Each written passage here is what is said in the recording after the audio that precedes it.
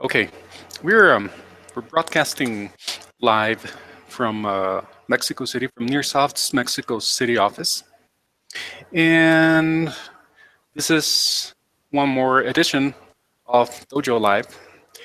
And today we're going to have a very special guest, and we're going to have Santiago Zavala. Santiago is one of the founding partners of uh, Mexican Venture Capital, the startup fund and incubator in Mexico City, and now a partner of 500 startups. As a partner of 500 startups, Santiago has led the process of selection and portfolio support for over 70 investments in Latin America, helping companies from their inception to multi-million-dollar revenue run rate. And well, there is a whole bunch of things that we can mention about Santiago and his undertakings and accomplishments, but I think he is going to be better suited in order to introduce himself and do the talking. That's the whole idea of having him today. Santiago, I want to thank you for being here with us today, and I appreciate your having agreed to share your expertise and pretty much everything you're going to be sharing with us today. All right. So I don't know, and also there. Oh, before I forget, Santiago, one other thing that I would like to mention is the topic of the talk that we're going to be conducting today. And Santiago is going to be talking about the boom of the Latin American entrepreneurial ecosystem, from hackathons to Round A and what's coming next. So Santiago, the mic is all yours. Welcome. And the audience all yours. Hey, Carlos. So first of all, thanks for having me. It's definitely a pleasure to be part of this Dojo Live and initiative. And thank you very much for giving me the time to share some of this craziness that we've been experiencing for the last 10 years. So what I thought was to just structure a little bit of what we've been living in these last 10 years to get to this point, and also be able to share a little bit of what I think is coming next for the startup ecosystem in Latin America. But I'm more than happy to answer any questions either from you or the audience. So if we get sidetracked and I end up talking of different things, I'm totally fine with that. I want to be as useful for you and for the audience as possible.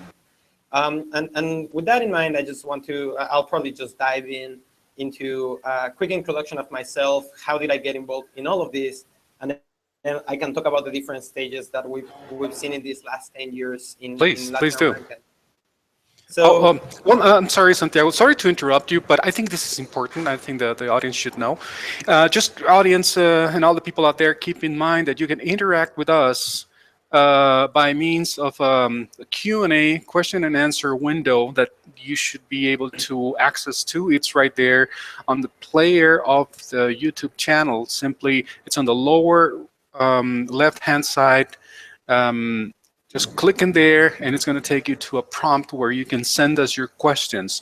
If for whatever reason you're not able to see that window, but you have me on Skype because you're from Nearsoft, then you can send me your questions on Skype and I'll be more than happy to share them with Santiago. Okay, so having said this, Santiago, end of interruption, and please, again, it's all yours. All right, so as you were mentioning, I'm right now a partner at 500 Startups. We had a regional fund for Latin America that we operated through the last 3 years. And through that vehicle and the previous fund that I've participated in more than 80 investments in different startups in Latin America.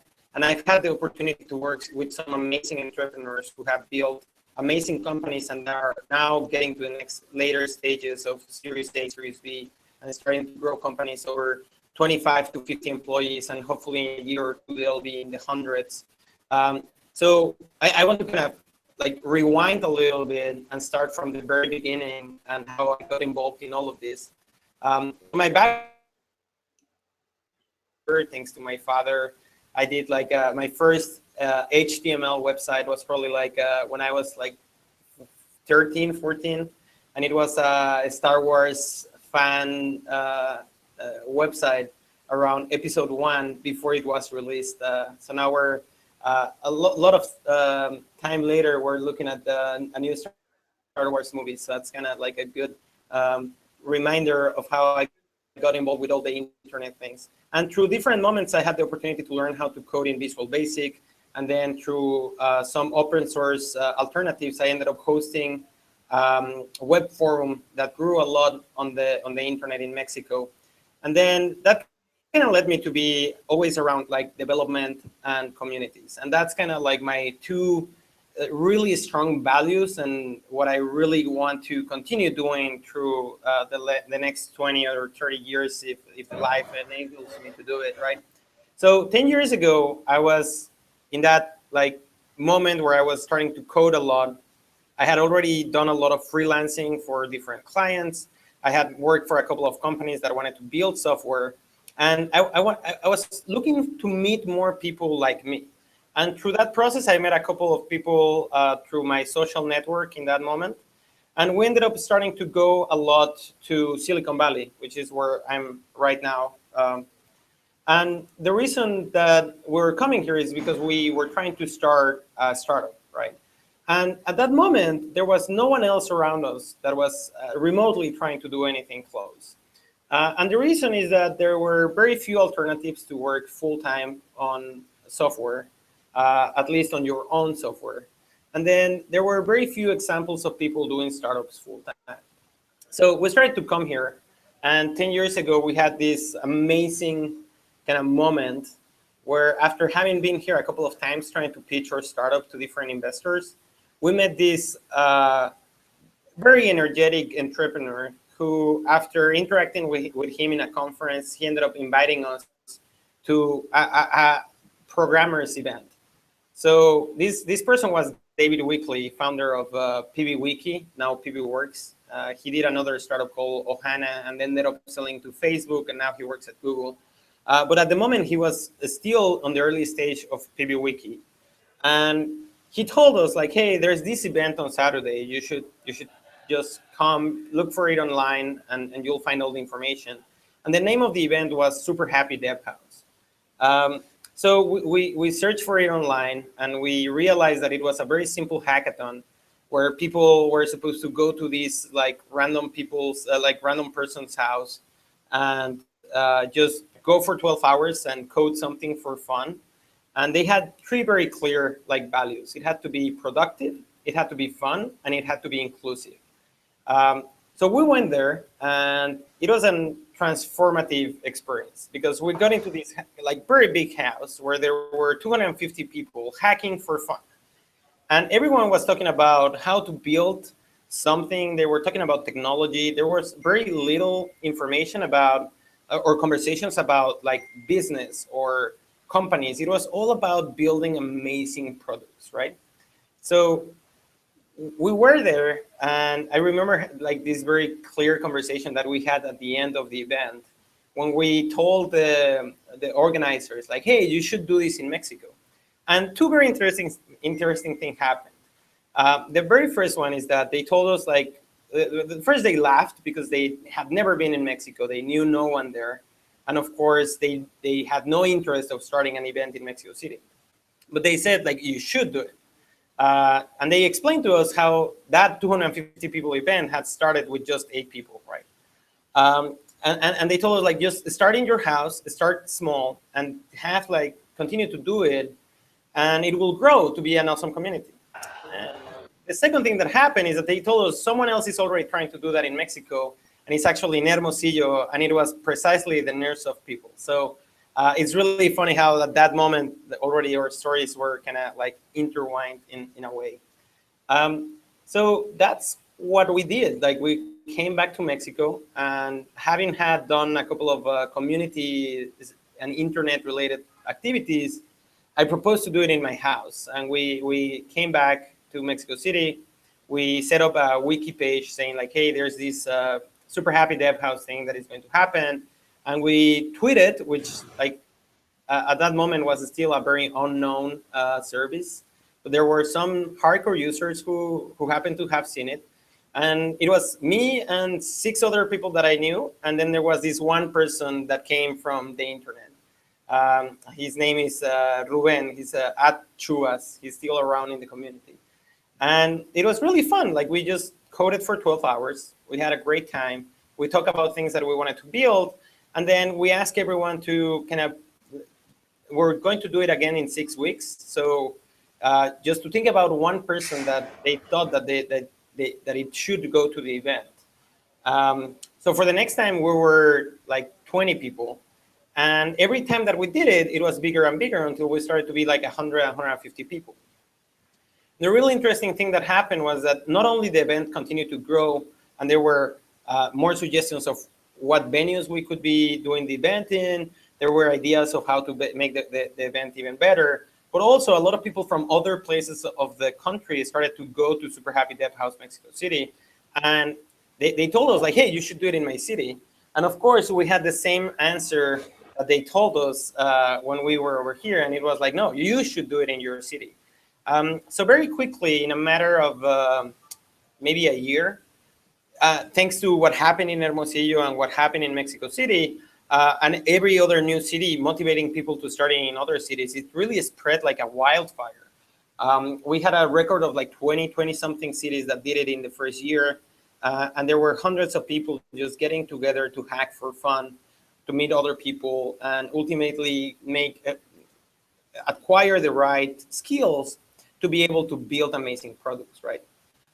So that kind of was like stage number one of this whole ordeal, at least from my perspective, was just this critical mass of developers thinking about building product kind of led to a very interesting situation where we were starting to think like, well, what's the next step? And funny enough, that next step came when David Weekley, the same person who had originally invited us to start Super Happy Dev House here in California, that told us to do it in Mexico, he went to Software Guru, to an entrepreneurial event called, I don't remember the name. It was a startup competition organized by Software Guru.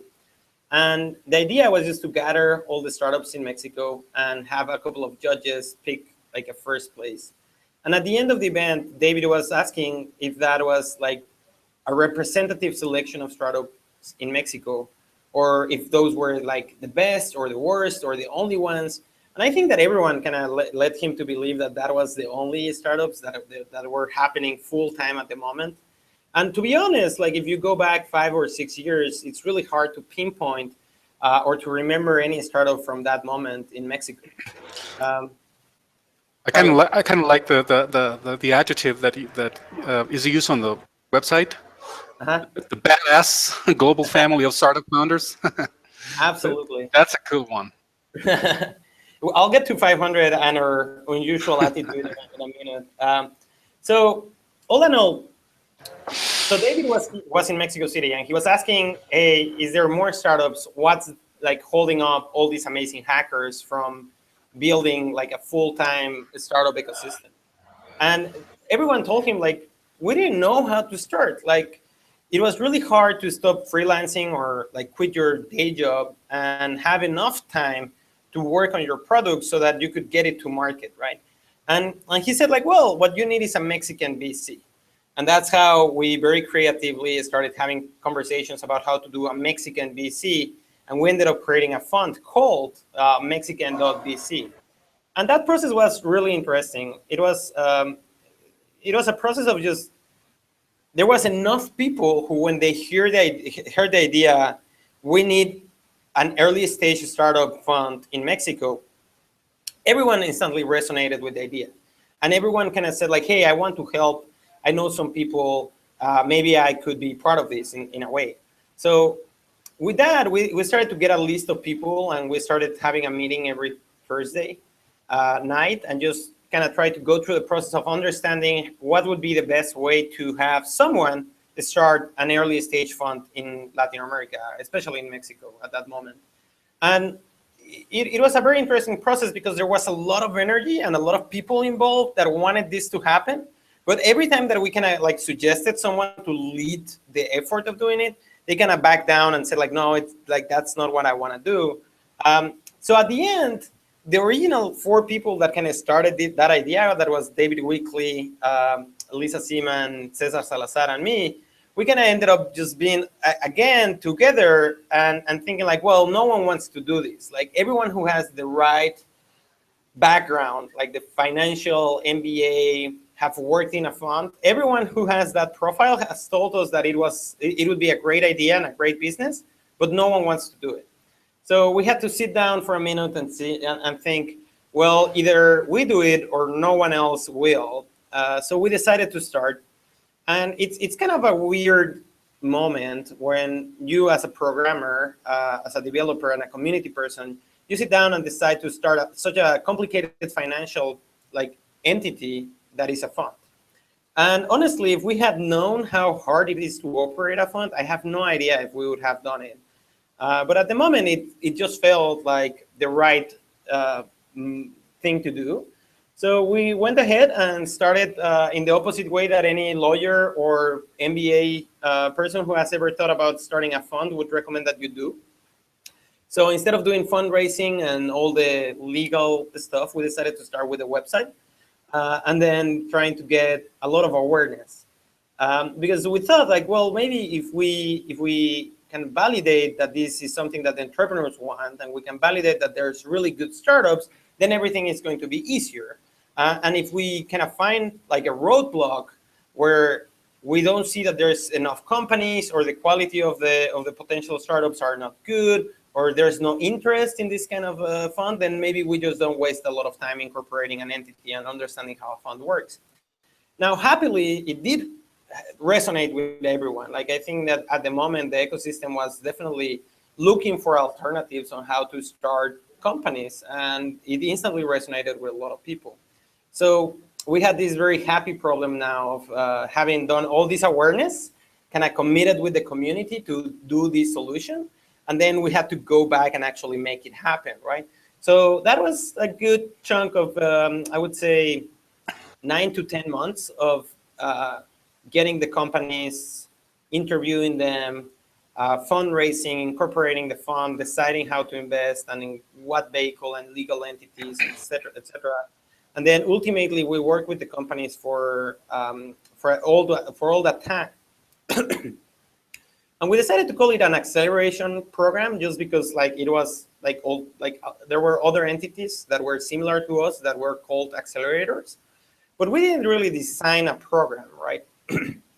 The only thing that we wanted to do was to spend time with the founders and try to help them as much as we could in whatever we had experienced. And our experience was in building product, having good design, both in beautiful and usable, and making things that could scale and getting feedback from the market and the users. So we didn't really have a lot of business experience. We had a lot of product development experience. And at the end, I think that was the right mix of energy and experience to make something like this start. So we did that for a good chunk of a year. And then we finished this accelerator program where we invested in 7 companies. And it was really interesting because we decided to not do a demo day in Mexico because we didn't have a good community of investors at that moment in Mexico. And we thought that it was going to make sense to, instead of do a demo day here in the Bay Area, to just do a graduation event. So we didn't really practice a lot of pitching or do an investor deck or anything like that. We were just trying to get all the mentors and the people who had helped us in a room to know how the companies were doing and have some networking. But as we were organizing the event, we realized that we had a good crowd of potential investors in confirming RSVPing to the event. So we decided to turn it into a demo day, traditional demo day format, really 72 hours before the event. So it was a very rushed and last minute change. And we had in 3 days to work with the companies to have them have a real investor pitch and have that practice and looking good. And 3 days later, we had this demo day here in the Microsoft San Francisco office to a room that was pretty interesting, I guess. We had 40, 50 potential investors and people around the ecosystem that were up to everything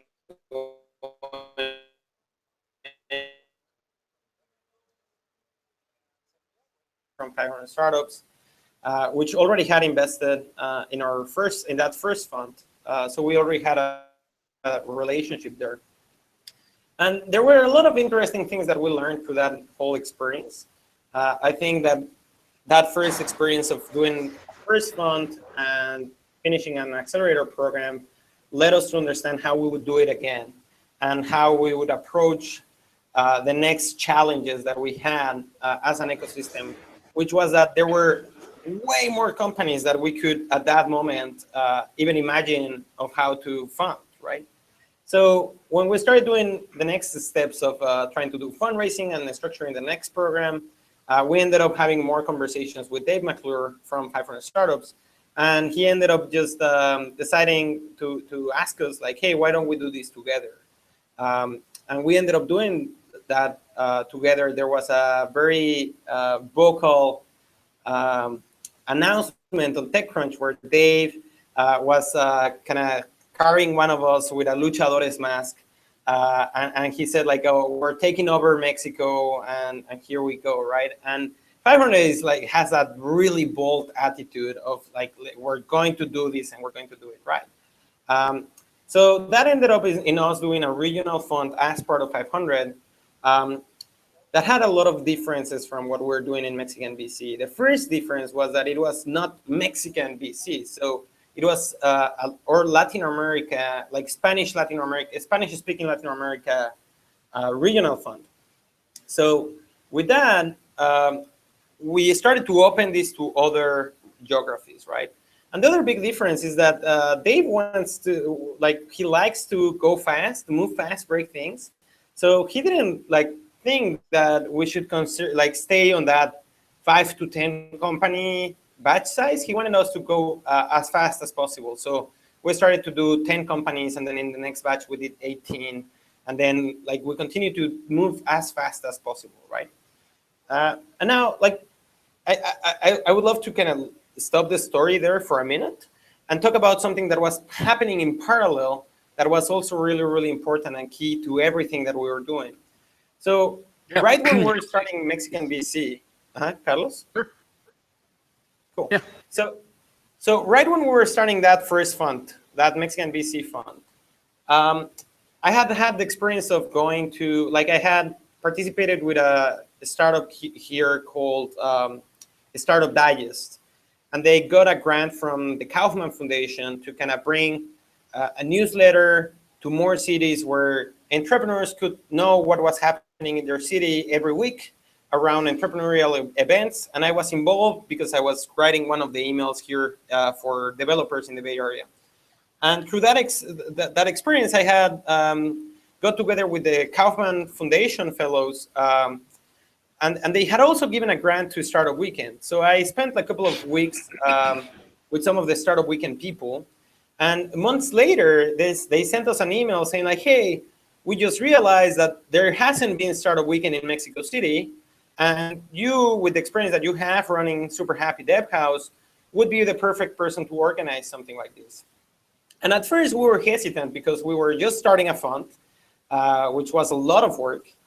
And like, it didn't like make a lot of sense first that we would start a fund and at the same time try to organize a community event around early stage startups.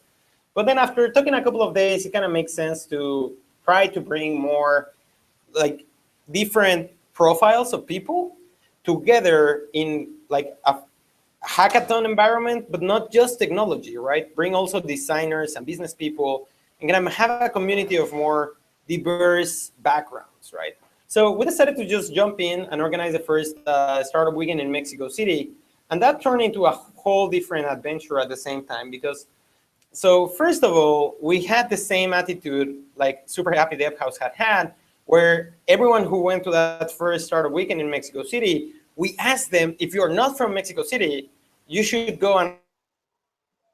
And the second thing is that it did lead to us meeting a lot of entrepreneurs. So it kind of makes sense in my mind to spend as much time as possible in Startup Weekend events and help as much as I could. because it kind of like fulfilled so many different things that we required as an ecosystem in that moment. And that turned into another wildfire, just like Super Happy Dev House had. But Startup Weekend had a very big difference as a Super Happy Dev House. So Super Happy Dev House was this unstructured entity that some people here in the Bay Area had started organizing, and every time that someone wanted to do it somewhere else, they just said like, sure, do it. But there was no like support layer or like a real like manual on how to do it and any kind of follow-up. It was really unstructured. But Startup Weekend, thanks to having like a central organizing team that was full-time on it, and they were getting partnerships and working with the Kaufman Foundation and all these different things, that allowed new cities to have support from a central organization on how to best do the event and to continue doing it through time. So it was it spread as fast as Super Happy Dev House, but it had a support ecosystem, a global support ecosystem to find ways to continue doing it in the future. So we did Mexico City and we helped organize Guadalajara. And then I became a facilitator and facilitated like all these different other cities, including Hermosillo, Monterrey, Tijuana, Tabasco, like all these different places in Mexico very quickly. And in every one of those places, I was able to kind of get involved with all these different entrepreneurs. And I was really surprised because at first we thought that a lot of these things, both on the development side and entrepreneurial side, was happening on big cities, or maybe just Mexico City, Guadalajara, and Monterrey. But every time that I went to any of these cities, I realized that something was happening everywhere. And I mean everywhere. Like you could go to Tabasco and find these amazing PHP developers who are building like an API for movies. Like, and you could go to Tijuana and find these other like amazing developers doing other things. And all of them wanted to figure out what was the next step to continue building that amazing technology as a company, right? And that led to a lot of interesting things as we continued to grow. And not only us, but a lot of other entities started to kind of exist around Startup Weekend and around other events that started to happen in the same formats and around the same things. And I mean, now if you see some of the events that are happening now, a lot of them have grown from people who met through organizing, assisting, mentoring, facilitating Startup Weekend, right? So I think Startup Weekend became kind of like the backbone of a lot of the other things that happened, both on the funding and the press and other events and community efforts, right? So, and that also led to a very different experience for me, which was going outside of Mexico. So even though we were doing like this 500 Startups regional fund, and we wanted to expand to more than Mexico, we didn't really have like a very diverse and geographically like community, right? We had a community in some places in Mexico. So luckily, like Startup Weekend started to grow across borders, and suddenly Colombia started to have the same explosion of events, and I had the opportunity to go to Barranquilla, Medellin, and Bogota to facilitate those events. And I had the same kind of surprise that I was telling you about, where everywhere that I went, I found this amazing entrepreneurial ecosystem forming.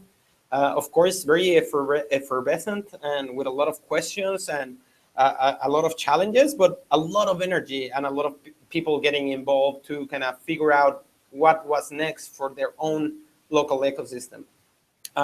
So through that process, we ended up also like bringing a guy from Argentina to the team. We ended up getting connected to other funds and other accelerators and other events. And suddenly we started to have more and more people from other places of Latin America join into our program, into our community, and generally just apply to whatever we're doing, to the point where the previous 2 batches that we had in Mexico City, we had more people from Argentina than from Mexico, right? And we've had companies come from Spain, from Colombia, from Peru, and from all these different places, including Venezuela, where they are trying to find the best mix and match of where to have their development team, where to like have operations. And that whole community is constantly growing and exchanging ideas and building amazing products, right? So that kind of leads me to today. I don't know if you have any questions, Carlos. This would be maybe a good moment to take some of them. Yeah, actually, as a matter of fact, I do. But I first of all, I like to remember the audience that to encourage the audience to send their questions. They might have some too. And in case you don't remember, right there on the player, on the YouTube player, there's a link you can click. It's take part in the conversation, and it'll take you to a prompt where you can send us your questions or by Skype. Okay, so we're please, if you have any questions, now is the time. Or while you think about it, there's something that I was thinking as I was listening to you, Santiago. You mentioned actually one of the things that I'm looking at here on the information from LinkedIn about you is that this is um, in 2 years initially as Mexican venture capital and then as part of the 500 startups. You have done more than 17 investments in Mexico, so that's a fairly reasonable, considerable number of investments. Now, which leads me inevitably into asking you this. Um, we'd like to think that every time we invest or we conceive the next big idea in the world of technology, everything's going to go very smoothly and it's going to be a smashing success. But what about, I mean, if applicable, what about those occasions in when things go a little bit sour? Okay, so how do you deal with that, or what happens in those occasions when simply you find a lot of stumbling blocks or something falls through the cracks or something just simply doesn't work out as planned? And when you're talking about investments, you're talking about money that could go down the drain. Have you ever experienced any of these situations in your endeavors? And if so, how have you overcome them, and what have you done to fix it? Absolutely. So, I mean, like what we haven't experienced is the first scenario where everything goes according to plan and it's smooth and easy. I think absolutely every company that we have worked with has had a lot of challenges. And that's the beauty of these early stage startups kind of thing is that you're there because there's a lot of problems. And the reason we're investing is because we see potential, but we understand the challenges. So let me give you a couple of numbers first, and then we can talk about the challenges and how we deal with them. Sure. So out of the 77 companies that we invested through this regional fund, we started investing almost 3 years ago. So we are in year 3 of a 10-year fund. And so far we have 13 companies that are totally dead. Like it's just like the companies failed. We have other 13 that are kind of in that valley of the dead where they really need to solve something or else they are going to die kind of soon. So that's 26 out of 77, so it's like 1/3. Then we have another 1/3 that is kind of like doing so, and we have 1/3 that is doing really well. Okay, So Santiago, I'm sorry. Did you say 77? Because yeah, I'm reading 17 here. Maybe there's something wrong there or a typo, or just be on the safe side and just to be yeah. providing the right information. Yeah, we have done, so we did 7 investments through Mexican VC, and we did Okay. 77 out of the regional fund. Oh, okay, okay. I got you. So we're getting closer to the 100. Oh, I see. Okay, great. Thank you. So yeah, I mean, just to give you an idea, we have 26 companies that are, well, 13 that are totally dead, and we have other 13 that are almost like in their last, in the Hail Mary kind of scenario, right? So with those companies, first of all, we try to remind ourselves that from our side, we have to have a diverse portfolio and our own investment thesis on how to make money. And we have to factor in that 5 or 7 out of every 10 companies that we invest are going to end up generating 0 returns, right? So we cannot get angry or frustrated when things go bad. We need to like help make sure that the entrepreneurs go out of that experience healthy, with a clear path of what's next, and try to just be as supportive as possible to both avoid the situation that led them to that path, but then if they are in that path, to make that transition to whatever they do next as easy as possible. So a lot of the companies that have failed from our portfolio, the founders now work for some of the most successful companies in the portfolio. So for us, even in the worst case scenario, sometimes it's a way to get great human resources and just try to get them into what's working.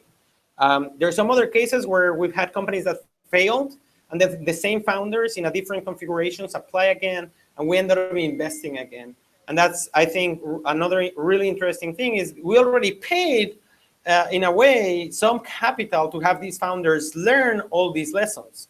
So if they are ready for a round 2 and they are doing something new, sometimes we can invest. So that's also kind of really cool. Now, on the side of dealing with the frustration, like both personally from our side and also from the entrepreneur side, I think that my advice to everyone is twofold. The first part is that as you are starting, you have to understand that your default state is failure, and you have to work towards making a successful startup. It's not that you're successful, and if you do something wrong, you fail. So you have to come from that mindset of, okay, I know that it's going to be really hard to be successful, and I am not there yet. So you're constantly saying like, well, what can I do to be successful? And then if you fail, that was the default. And if you succeed in something, then you celebrate. So it's not like if you fail, you go down, and if you succeed, you go up. It's like, no, you're going to try a lot of things. Most of that is going to fail, and that's okay. You just have to find that 1 or 2 things that are really going to work. And once you find them, you have to like multiply on that. And the second part is that emotionally, you have to really be stable, and you have to be a very strong emotional person to understand that entrepreneurship is hard, that you're putting your life, your family, your economics, your friendships, your relationships on hold and investing all of your energy in a company. And that's really tough. Like there's no other way around it. So I guess that entrepreneurs and investors need to know what they're getting into. If that's not the case, and if they have like an expectation that everything is going to be easy, then I think that's when things get complicated, because it's never easy. It sure isn't. I have myself have been a witness to a number of exciting yet unfruitful endeavors in my life. So I totally hear you about that. Okay. Again, I just posted something in there on the label, on the screen label, a reminder to ask your questions. And I mean, this is a reminder to the audience to ask questions. Now's the time. We still have about 15 more minutes in case you have any questions. But meanwhile, let me ask you something else, Santiago. Sure. Okay, so let's see. One of the things that I have here in my notes is that during the past couple of years, you have been tackling some of the biggest problems that we have detected around us. Tell us about those problems. What kinds of problems are you tackling? If I may ask, of course. Absolutely. So I think there's 2 different perspectives to that. One is the challenges that the entrepreneur ecosystem has to generate amazing startups, and that's what I've been doing through generating events and communities and ultimately funds. So the challenges that we have on the entrepreneur side, I think it's originally we thought that it was community and finding role models that would allow us to have the best practices while building product, understanding how to generate businesses around those products and getting capital and like all those things. And then we thought that the problem was just getting the right smart capital seemed to be impossible in the region. And I think it's still pretty hard, but it's way better than it was 5 years ago. And I think that we're going to see a lot of interesting things happen in the next couple of years, as there's the first really good exits and there's more international funds. Now, I think that right now the challenge is just sophistication. We need to start really incorporating entities in the right way. We need to start optimizing for stock options to make sure that we understand how returns are going to work. Like there's all those challenges that a more mature ecosystem requires. And I think that's what a lot of the funds and accelerators and governments and other things are kind of working on. But we need to make sure that that happens. And of course, the other big challenge for the entrepreneur ecosystem is the exit market still being untested in Latin America. On the startups that we're investing, each one of them are trying to tackle interesting problems. So that's the other perspective to understand on that side is what kind of investments we're doing and what kind of challenges the portfolio is trying to tackle. On that front, I think that we have a very strong portfolio on financial technologies. So through companies like Conecta, which I'm actually wearing the shirt today. There you go. Companies like Conecta, Confio, Clip, Rocket, we're helping banks understand how to work with companies. We're helping companies understand how to have cash flows. We're helping consumers try to pick financial products. And all of that is a layer of how do we get people comfortable paying online and building sophisticated payment experiences, both for mobile applications, websites, and in-person activities, right? Then we have another interesting challenge with the transportation. So through participating with companies like Jaxi and 99 Minutes, 99 Minutos, we're helping companies and people move faster in complicated environments like Mexico City, which is really important. And kind of like when we link those two together with companies like Clip and 99 Minutos, we're able to give you an e-commerce experience where you can buy something online today, have it delivered in less than an hour to your house in Mexico City, and pay on delivery with a credit card. And both you as a consumer will have like a great experience, but you can also build that experience for your e-commerce company without having to invest like more than a day. So you can get your Clip today, you can sign up with 99 Minutos, and you can have that experience for your customers tomorrow. And we can see how conversions change radically when the consumer have the pay on delivery option and the same day delivery. And certainly for the next time that they buy, they already trust you because they had a great first experience, right? So I think that's kind of the biggest issue that we were trying to tackle maybe when we started, which was how do we get the right financial and logistics infrastructure in place so that every other business that we try to build kind of has a head start with that already built in. Now, the other interesting companies that we're looking at our portfolio that are having great success are companies around that are helping other companies sell more. Like I think, like we call it internally marketing because we haven't found a better solution, but it's kind of like marketing plus software as a service plus analytics that help companies build, like sell more. And on that front, we have a lot of interesting technologies, like for example, Synthesis. They allow you to, they read the whole fire hose from Twitter, and they analyze with linguistic analysis in Spanish, and they understand Spanish from Spain to Argentina. They understand Chingon, de la Hostia, and many other like different hard to understand things for computers. And they tell a brand or a government like, hey, these people are saying this about you. It's good or it's bad. And that helps to generate automated experiences where if you have a customer that is complaining about you, you can reach out to him directly, or you can easily like do real-time analysis of your audience to take decisions. And those kind of things are really interesting because no one else is going to do it. Like no one else is going to go and build like a Spanish specific linguistic parser for Twitter, except people who speak Spanish, right? Right. So you can think a lot about that kind of companies. That's kind of really interesting business models for us because they have a very high margin, usually 100%. So that's kind of the other part. Another like kind of separated part, but it's also really interesting. And we have some success like stories in our portfolio are around tourism. I think that our region is very, very strong on tourism, and you can see it represented as one of the top 3 incomes for most of the countries in the region. And it's no surprise that we have some amazing startups doing tourism related stuff, both for Mexican or Latin American travelers and also for international travelers coming to the region and looking to have great experiences.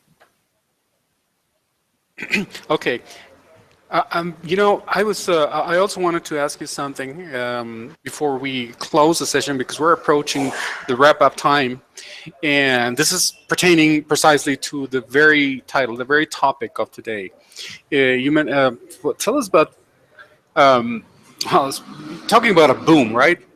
In the American entrepreneurial ecosystem, from hackathons to rounds A, and what's coming next.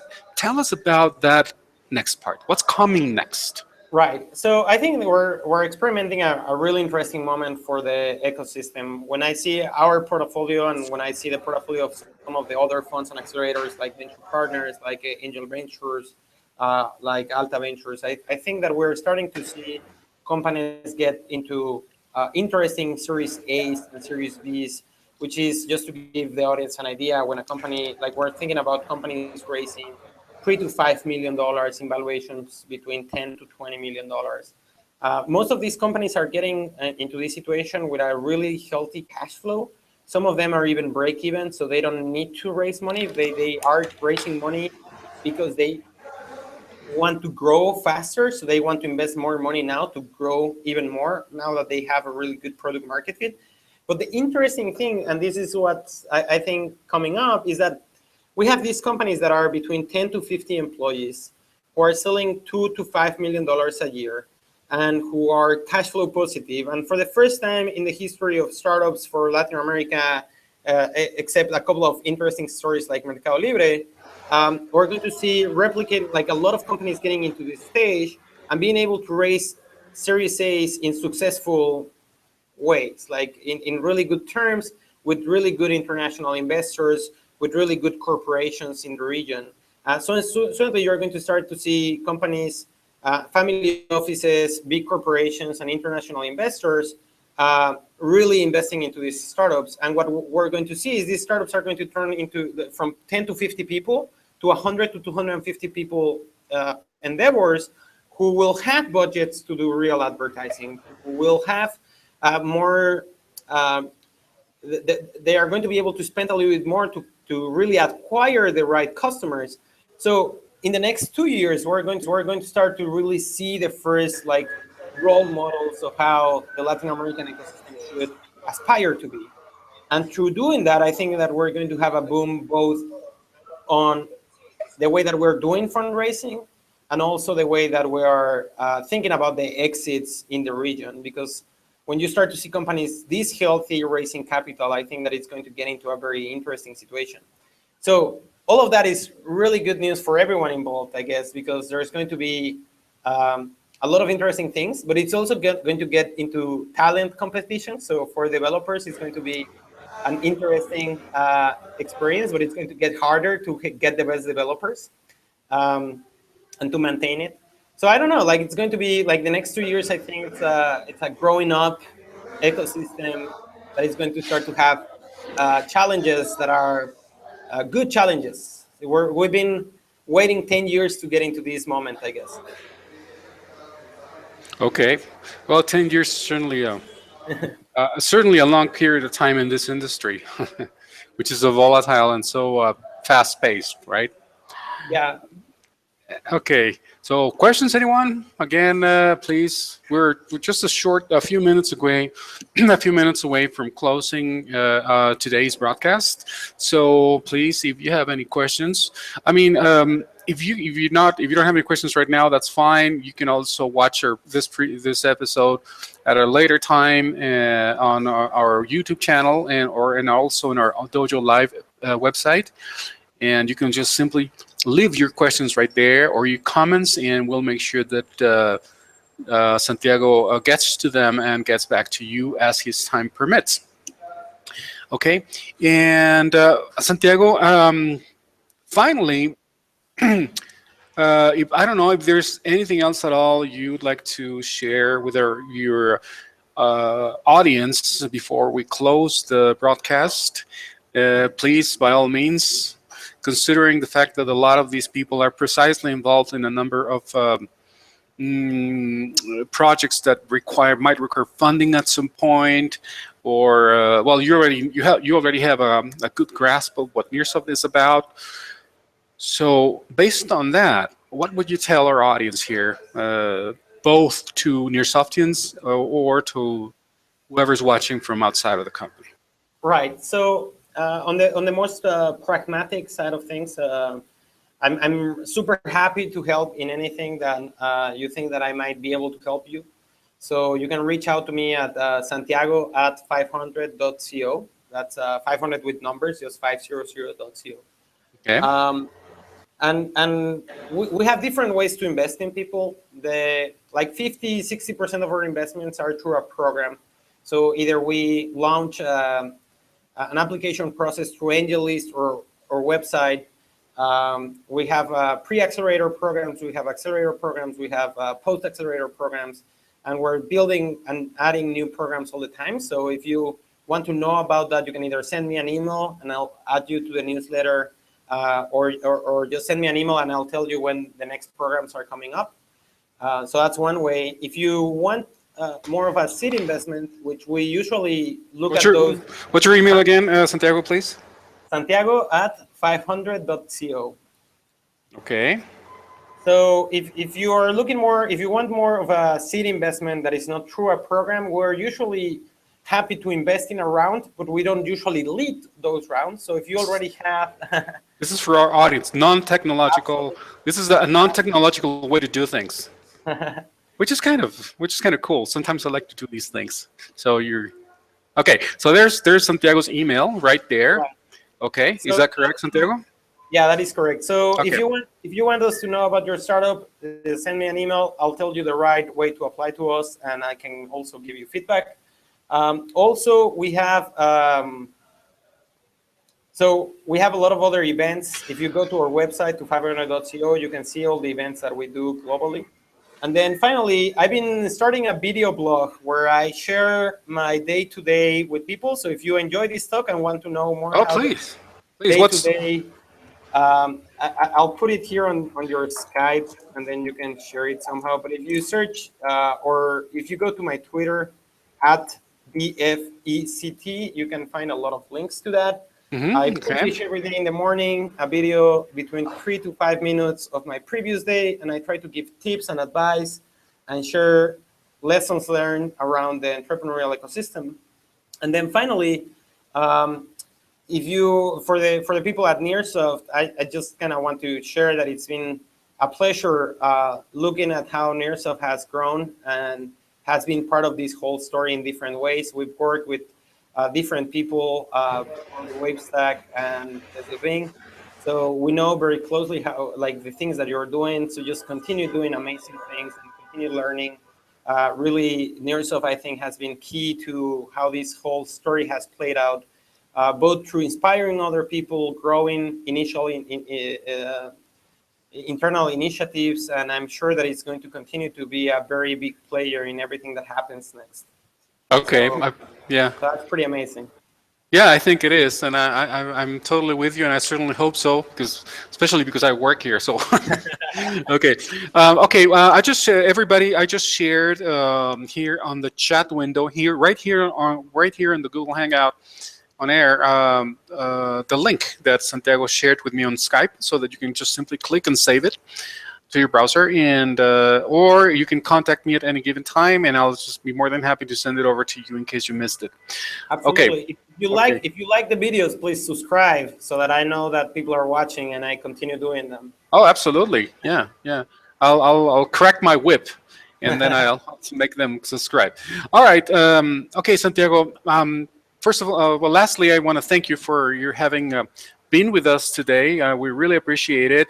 We look forward to having you again at some point in the future, and keep up the good work and pretty much everything that you're doing towards as a contribution to grow this technological community.